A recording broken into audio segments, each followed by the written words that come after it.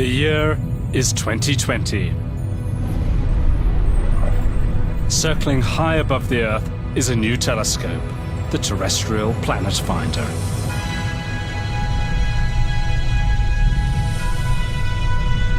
It has just made a discovery that will change our lives forever. More than 40 light years from Earth, it's detected the first habitable planet outside our solar system.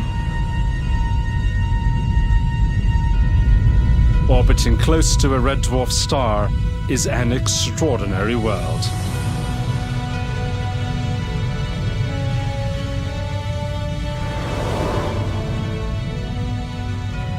One half is in frozen darkness, the other in perpetual light.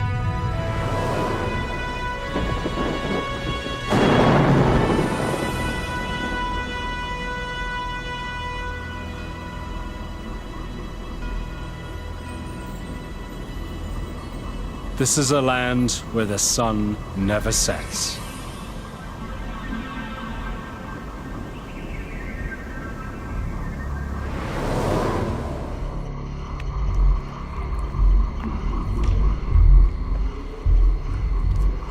Strange heartbeats fill the air. Here, plants have become animals. And a lethal predator masses in the lagoons.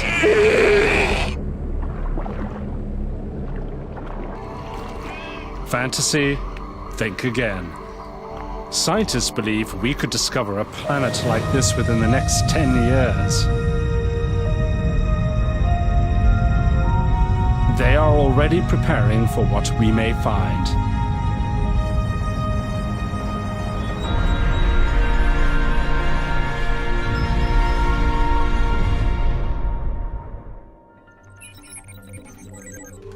Some of the world's leading scientists have come to this specially designed lab to share their vision of what extraterrestrial life might be like and where in the universe we are most likely to find it.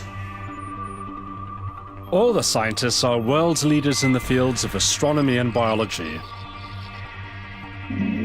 And all share one vision: that we are not alone. Do I think life is out there? Most definitely. It would be very difficult to believe that there isn't life in the universe. And the real question is how common or rare it is. And so we have to start looking. This is the century for the discovery of extraterrestrial life. We have new programs looking for remote planets. We have new search strategies. It's an incredibly exciting time. These scientists are breaking new ground in the search for extraterrestrial life.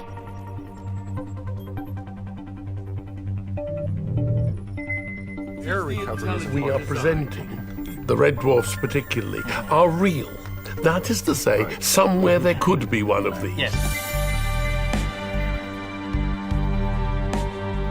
They have already begun to investigate which planets are most likely to be habitable. In this series, their extraordinary visions have been brought to reality. But where does the search for extraterrestrial life begin?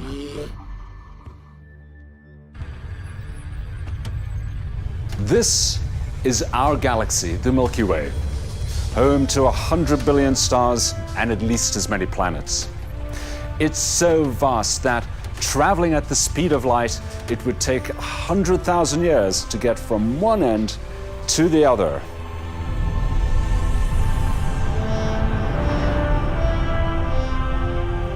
That's big. But there's 100 billion more galaxies like it in the universe.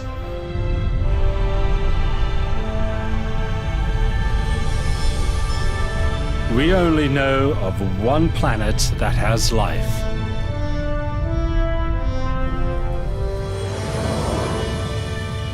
Earth. It orbits our star, the Sun, at just the right distance for liquid water and oceans to form. Any further and water would freeze. Any closer, and it would boil off. And from what we know about our own planet, water is essential for life. We still do not know of any organism that can grow or reproduce without liquid water. So when we look at other planets, what are we going to look for? Liquid water. Doesn't take a rocket scientist to figure that one out.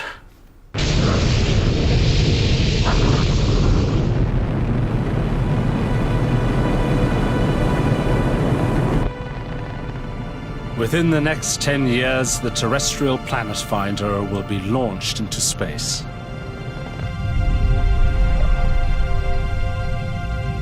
More powerful than any telescope before, it will search for Earth-sized planets orbiting around stars in our galaxy. The idea that there might be life out there has been around for a long time. And what has changed is the realization that we have the technology now to answer the question.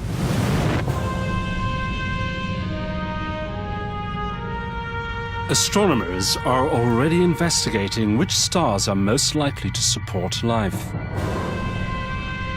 A prime target are small, dim stars called red dwarfs. They produce less than 1/10 of the light of our own star, the Sun. The terrestrial planet finder will detect stars that are within 50 light years of the Earth. What's interesting is that about 80% of those stars are red dwarfs. So I believe the first potentially habitable planets will be detected around red dwarfs. You are about to see a world astronomers believe could exist.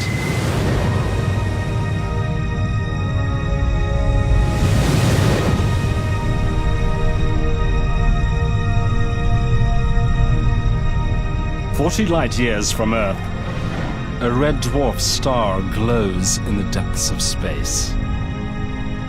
And orbiting around it is an Earth-sized planet. It's close enough to its sun for liquid water to form on the surface, but there's a penalty for being this close. The world is locked in the star's gravitational pull, and it stopped rotating. One half will be in everlasting light, the other in permanent darkness."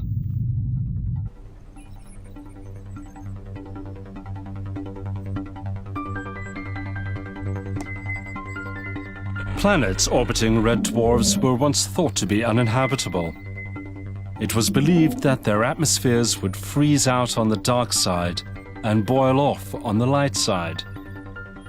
But in pioneering new research, these scientists decided to investigate and find out if the planet could support life. What I did was to take that research further using an actual computer model of the atmosphere. So you could do some very basic tests to see under what conditions the atmosphere might freeze out, under what conditions it wouldn't.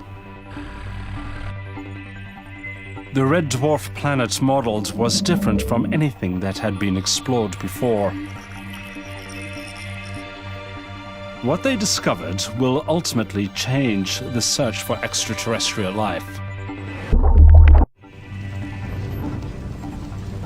A new planet is coming to life.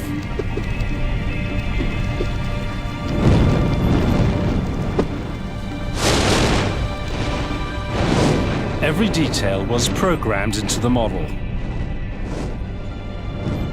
So here we had to stop the rotation of the planet.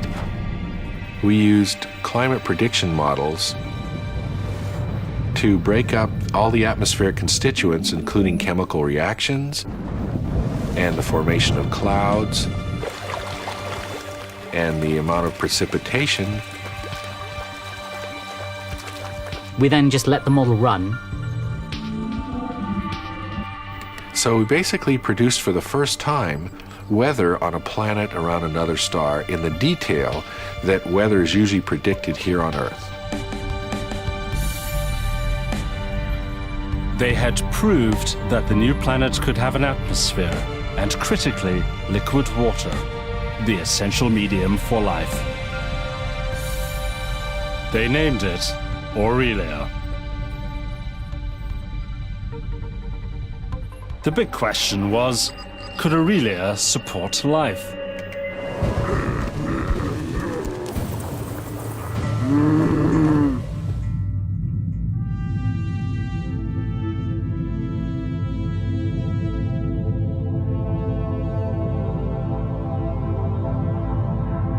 On its dark side is a vast frozen waste, a land of darkness. With no light and sub-zero temperatures, life would struggle to take hold here.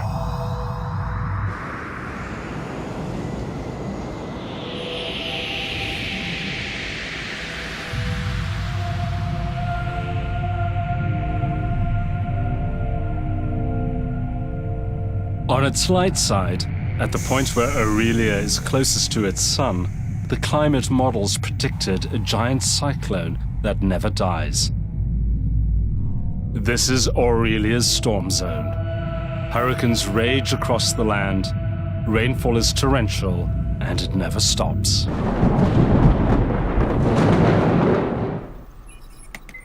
But between the storm zone and the dark side, the computer model predicted a belt where the climate would be warm and stable. And with oceans of water and land, scientists believed that life was not just possible, but probable. What was so exciting when I first saw the models was I suddenly realized that, look, these temperatures are within the range that even trees could survive. At that point, we knew that we were in business to talk about Aurelia supporting higher forms of plant and animal life.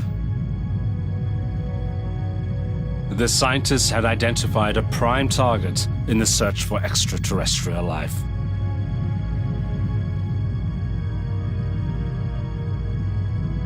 It could be a perfect model for the first habitable planet we discover.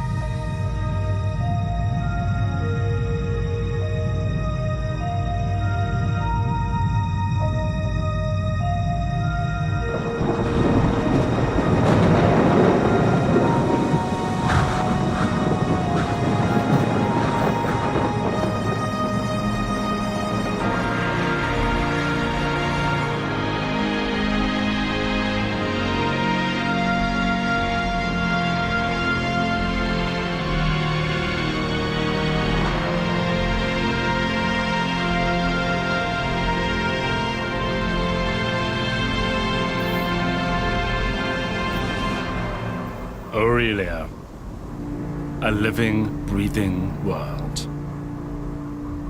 Rivers from the storm zone fan out across giant deltas, breathing life into a vast network of lagoons.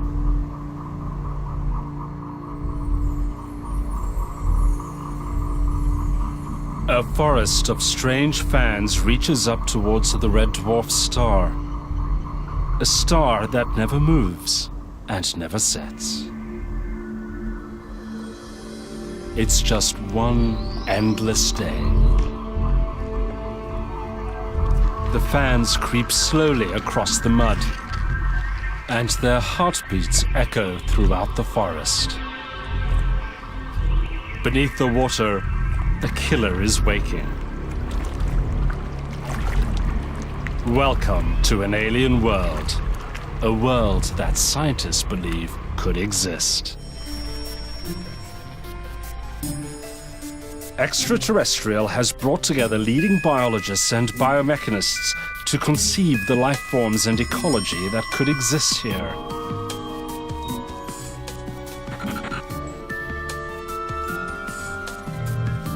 Every detail of these aliens has been worked out. Height, weight, shape, and interactions were all designed in minute detail. But if we join all this up together, here's an ecology.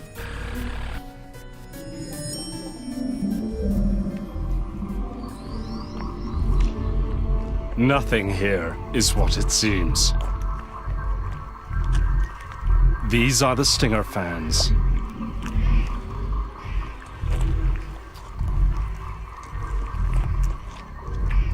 They might look like plants, but these are animals that have learnt how to capture sunlight.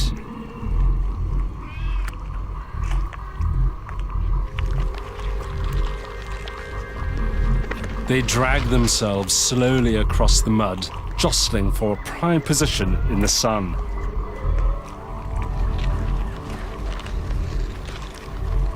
Their key job is to try and catch some sunlight. If there's something blocking them, then they're not going to survive. So instead of the tree way of doing things, which is to grow past the thing blocking them, they go for moving a bit to the left or to the right. So movement's vitally important for them.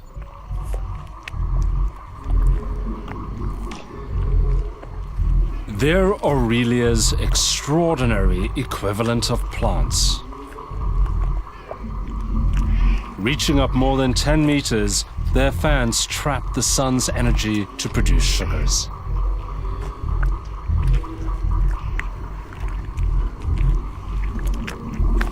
Their primitive hearts pump the nutrients around their bodies.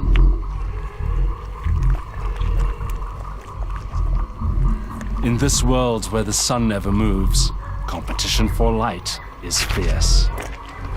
An animal that can creep along the ground and shade out its neighbors has come to dominate the landscape. Well, a stinger fan looks genuinely alien, a mixture of an animal and a plant. But in fact, when we go to the Earth, there are things which are, in their own way, just as extraordinary. We can see examples in corals, we can see them in jellyfish, we can even see them in some mollusks, slug-like animals, effectively. And they are, in a sense, getting a free lunch. The photosynthesizers which they've captured are providing some of the nutrition which they require. It's what we call a symbiosis. So maybe the stinger fans, weird as they are actually not quite as alien as we first thought. All life on Aurelia ultimately depends on the stinger fans.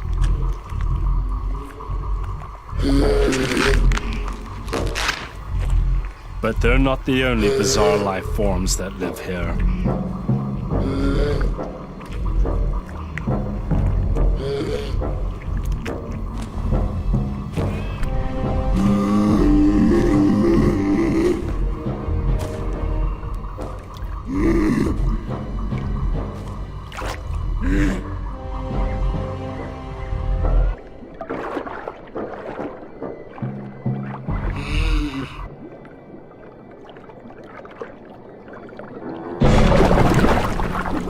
Meet the gulp hog.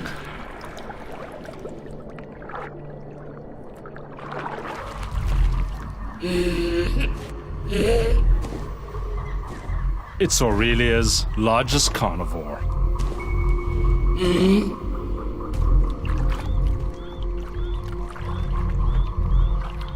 And this amphibious creature has had a lucky escape.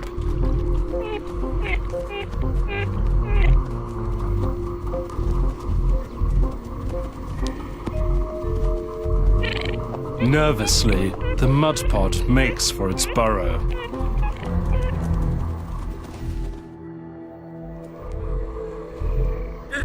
The gulp hog returns to her clan. She is greeted by the dominant male.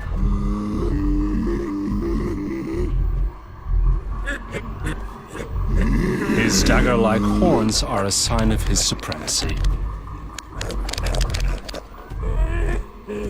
The biologists have brought us a vision of life on Aurelia at 5 billion years old, 500 million years older than Earth. Could extraterrestrial life really be like this? The gulp hog stands 4.5 meters high and weighs as much as a buffalo.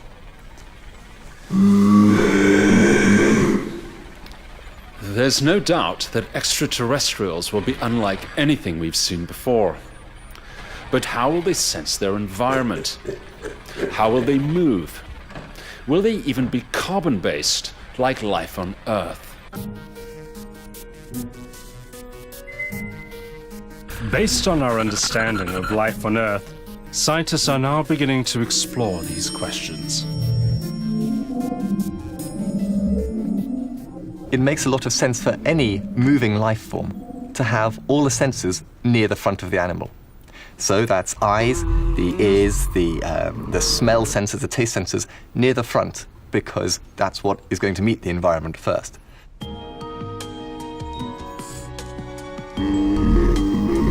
And then it also makes sense to have the brain and the computing section fairly near the sensors.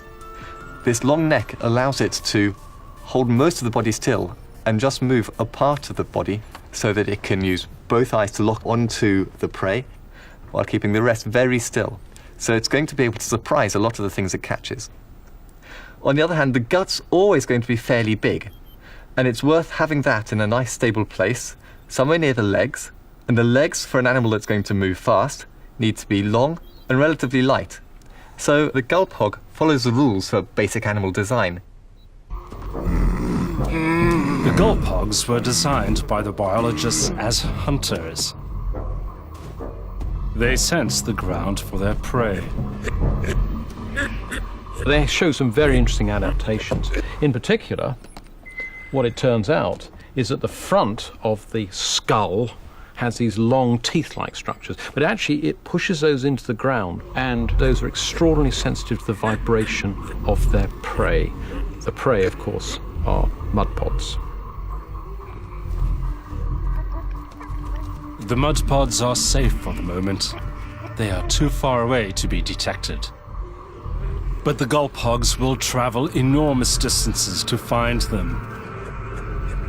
They'll need all their senses about them to survive. And one of the most important is vision.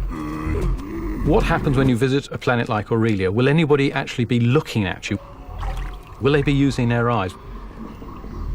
Many animals evolve eyes, but why did all of them evolve eyes? Well, perhaps one of the key driving forces is to protect oneself from predators, but also to find prey. Eyes on Earth have evolved at least 7 times. And so if eyes do not evolve on Aurelia, frankly, I will be astounded.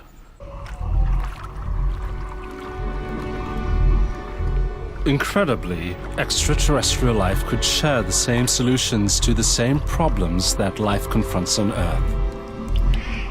It's called convergence, and it's changing the way biologists think about how evolution could occur on other planets.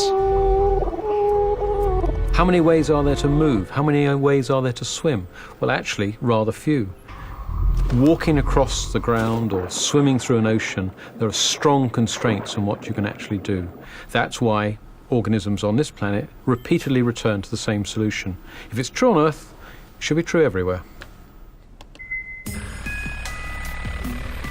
Evolution will drive all life on Aurelia. And wherever there is life, there will be creatures that can shape the landscape and change it forever. Wherever there is a biosphere, anywhere in the galaxy, there must be an ecology. On Aurelia, what we have is a keystone species, the central species. They're called mud pods.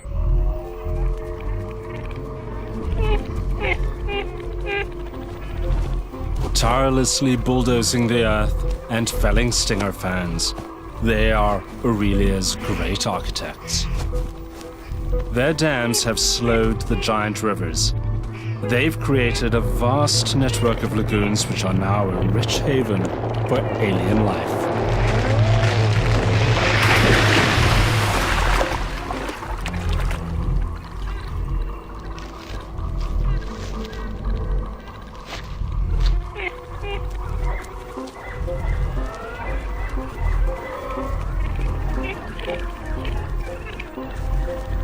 With 6 legs and a strong shovel head, the mud pods are well designed for building dams.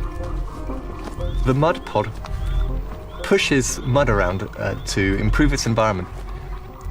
And pushing requires a good amount of traction. If you have 6 legs, then you can push or pull while keeping 4 legs on the ground at the same time. So a 6-legged animal will be better at pushing than a 4-legged animal would be.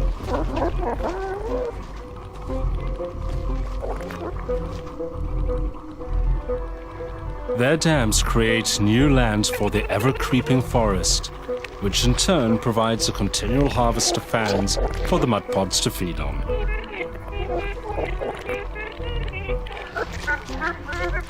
The mud pod cuts stinger fangs with this claw, which is serrated and saw-like. But this nail, this adapted nail, is continually growing just as beavers have continuously growing front teeth so that it can gnaw through a tree and keep on gnawing through trees in years to come.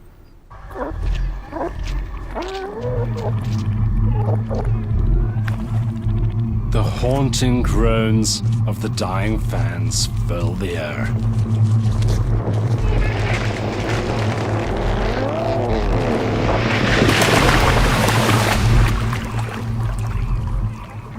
But life on Aurelia faces a hidden danger, one that could destroy it all. Aurelia is bathed in perpetual light. It might seem the perfect place for life, but red dwarf stars are unstable. The biggest problem with Aurelia is that virtually all red dwarf stars are flare stars. Flares occur very suddenly. They reach peak brightness within the matter of a few minutes, and they can cover the whole day side of the planet. The star releases a massive burst of ultraviolet radiation.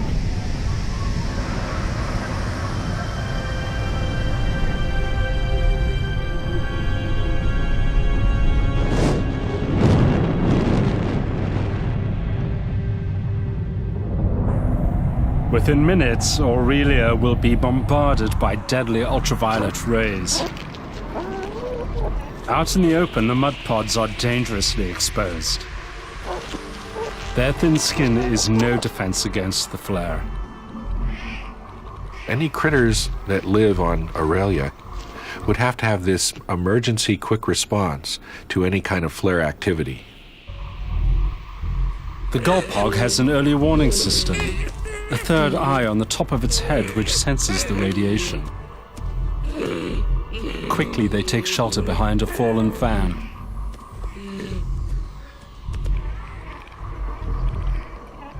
The mud pods are slower to react. But when they feel the flare's searing rays, they hurry back to their burrows. One flashes its fin to warn the others of the danger.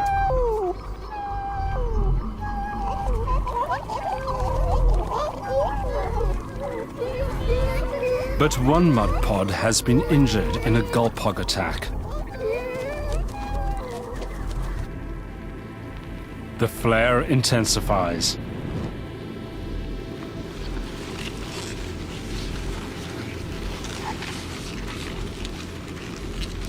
The stingers close their fans to protect themselves.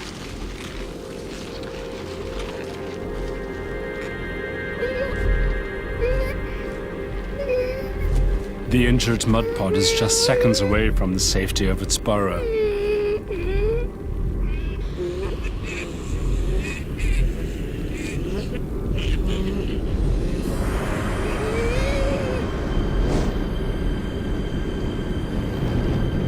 But the flare is now at full force.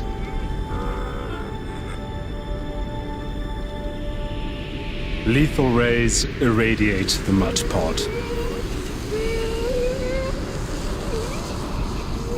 It's cooked alive.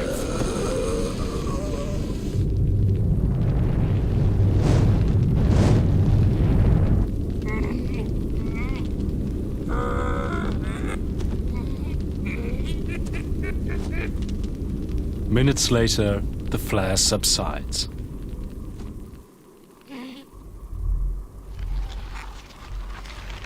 Life returns to the forest.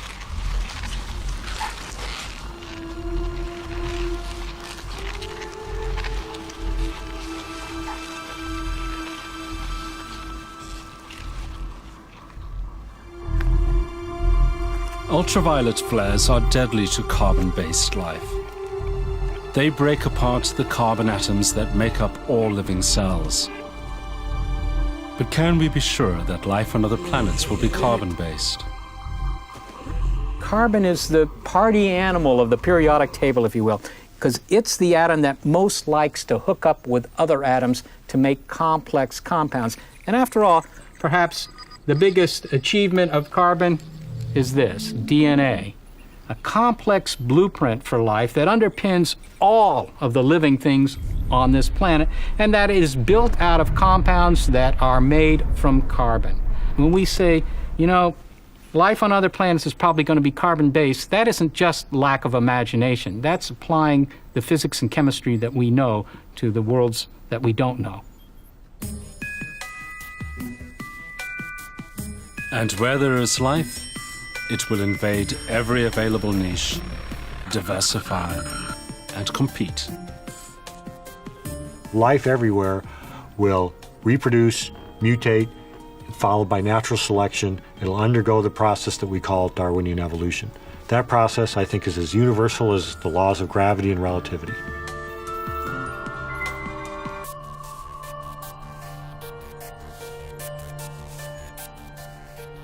There will be alien predators, the hunters and the hunted.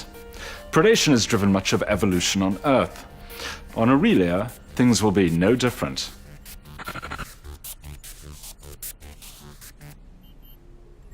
A complex web of life has emerged, each life form dependent on another.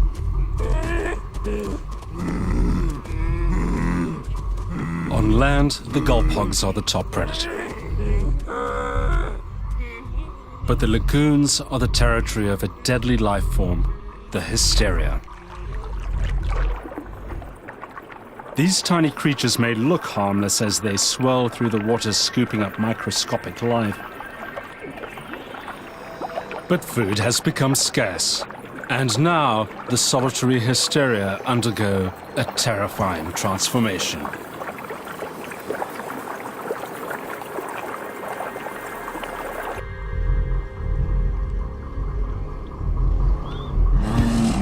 It's a dangerous time to be near the lagoon.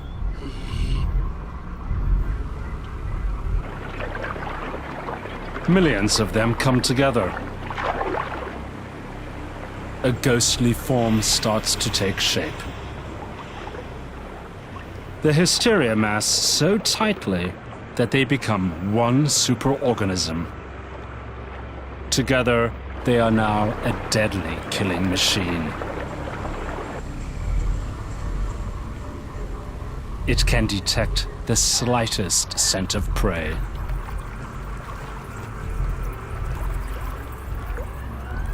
Moving as one, it can push out onto land and chase down its quarry. Its first victim, a scabian slug, is dissolved in seconds.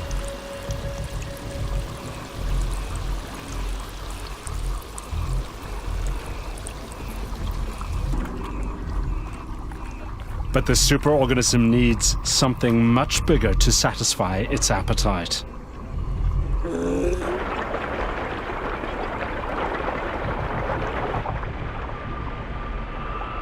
It detects a new scent.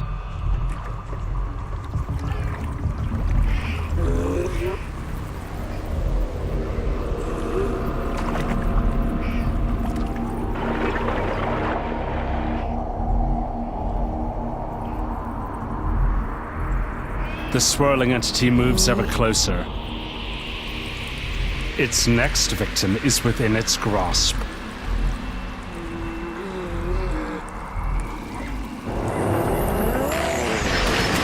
A crashing fan distracts the gulphog.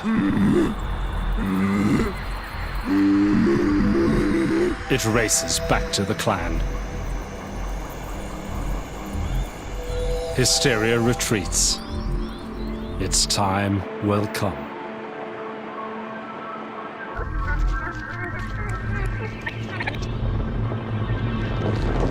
The cries of dying fans echo across the lagoon. It's the moment the gulphogs have been waiting for.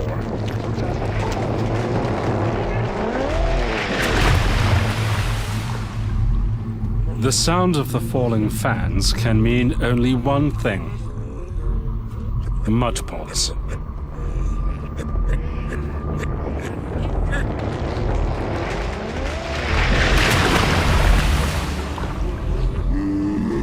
And it's a large colony.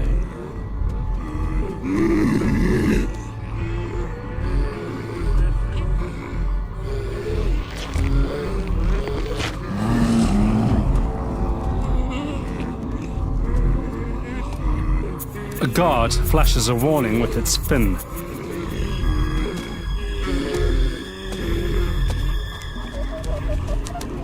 Panic spreads. The mud pods run for the safety of their burrows. But the gulp hogs will stop at nothing.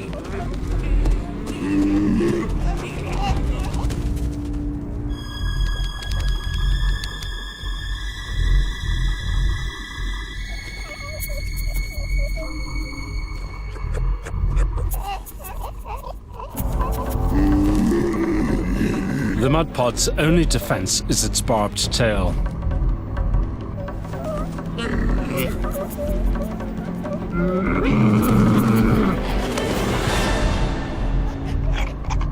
It's no match for these ruthless hunters.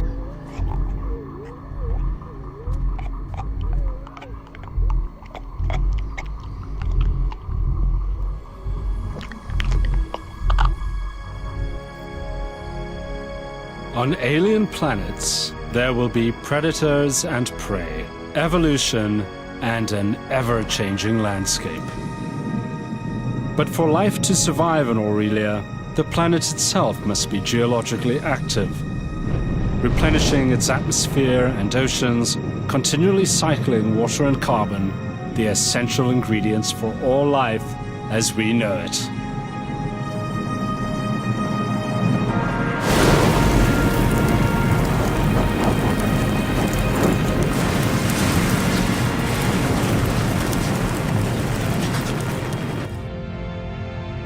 Scientists believe planets the size of Earth will remain active longest. It is why Aurelia is a prime target in our search for extraterrestrial life. But its red dwarf star makes it an even more promising prospect. The star that can destroy life can also nurture it. Red dwarfs live not for a long time, but for an immense period of time. They live on and on and on, far beyond our sun. So it's difficult to avoid the conclusion that here is a crucible of life where experiments can continue for almost unimaginable periods of time. Our own sun will live for 10 billion years. But Aurelia's sun could burn for 10 times longer.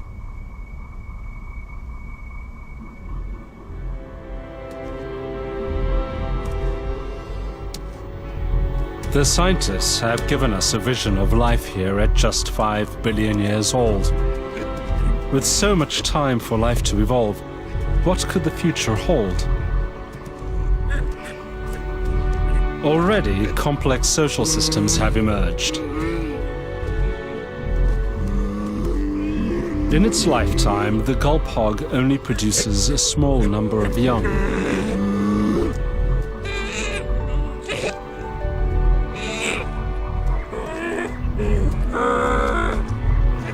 Together, the gulp hogs are stronger.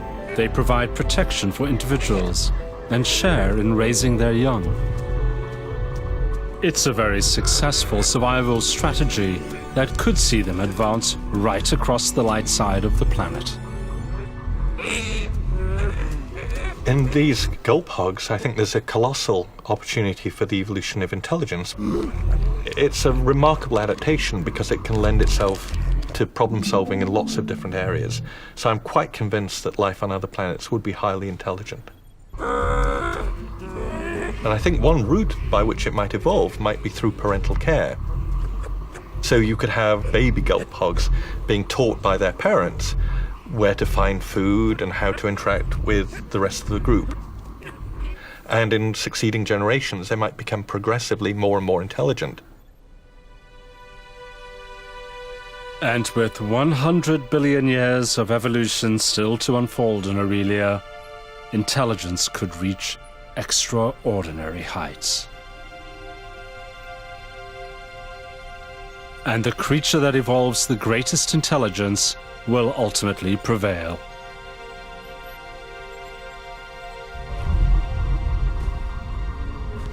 At the moment, the gulp hogs are leading the race. But in the lagoon, there's a killer that's so successful, it could wipe them out.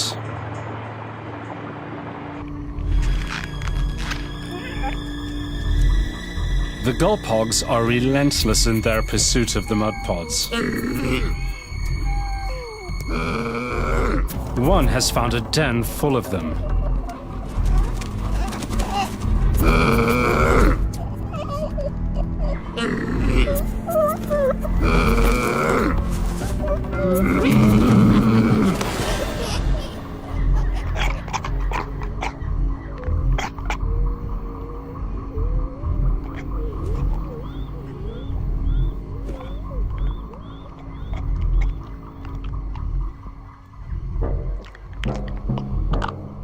The arrival of the dominant male means trouble.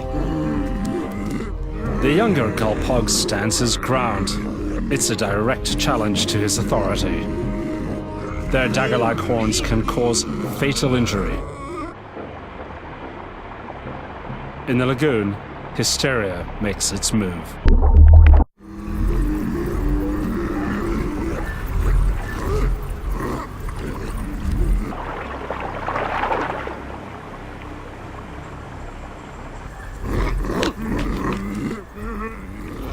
The baby backs away from the fighting. It's dangerously close to the water's edge.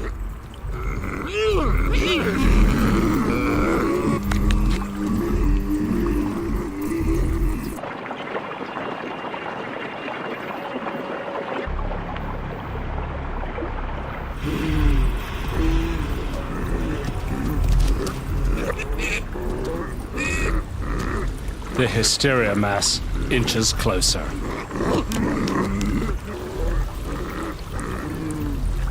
The dueling males are locked in combat.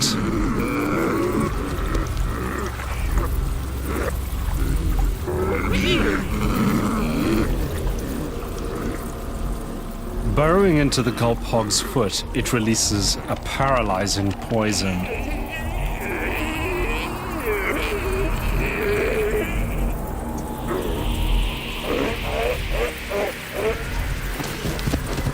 It dies in an instant.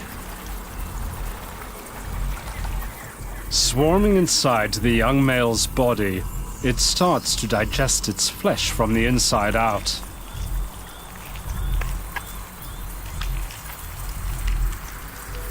Hysteria multiplies and undergoes its final transformation.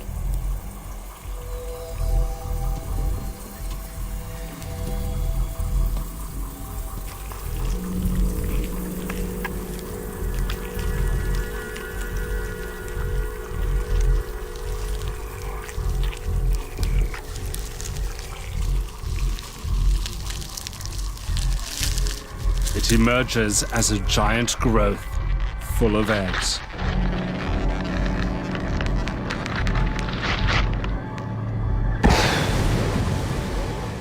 Another deadly generation of hysteria is released across the stinger forest.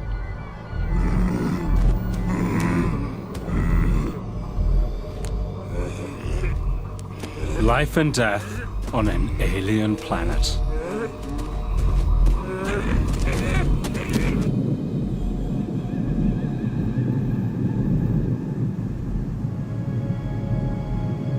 The great cycle of life will continue here for billions of years.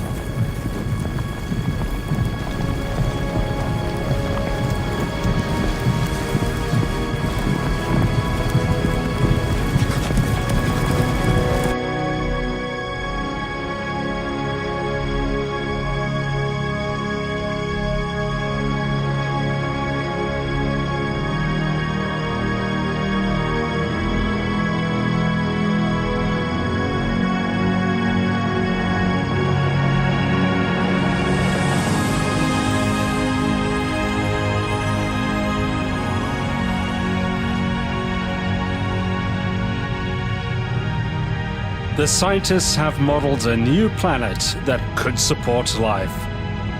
It could be one of the first habitable worlds we discover. This groundbreaking work has changed the search strategy for extraterrestrial life.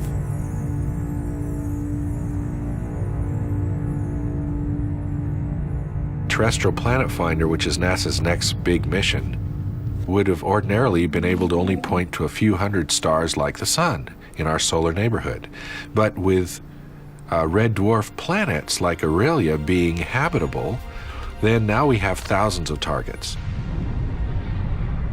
Finding extraterrestrial life is no longer a distant dream.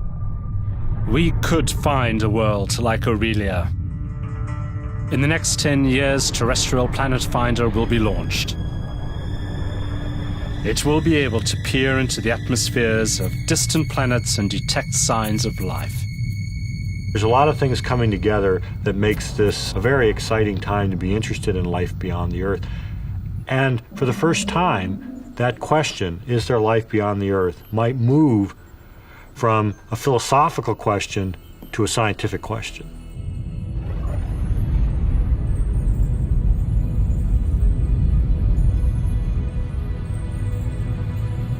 In the next program, scientists will be investigating an even more extreme world. A moon with an oppressive and volatile atmosphere.